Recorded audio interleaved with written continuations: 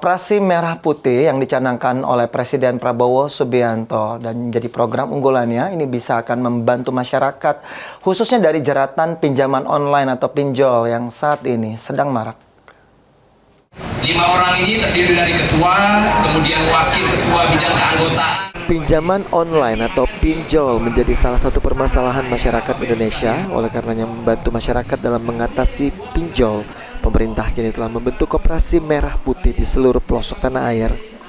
Aziz Azwar, pimpinan Koperasi Merah Putih mengungkapkan jika sebelumnya koperasi yang dipimpinnya sempat mati suri karena anggotanya tidak aktif dan sifatnya hanya simpan pinjam dan tidak ada sisi bisnisnya. Dengan terbentuknya Koperasi Merah Putih, Talang Keramat membuat sejumlah potensi yang ada untuk dikembangkan. Lepaskan masyarakat dari jerat pinjaman online tersebut. Mungkin itu saja.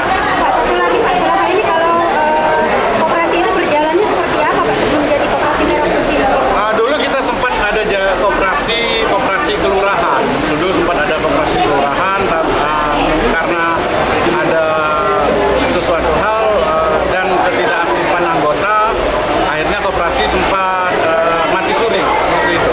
Prinsip Koperasi Merah Putih sendiri bertujuan untuk mensejahterakan masyarakat dan berazaskan gotong royong. Tim Liputan PAL TV.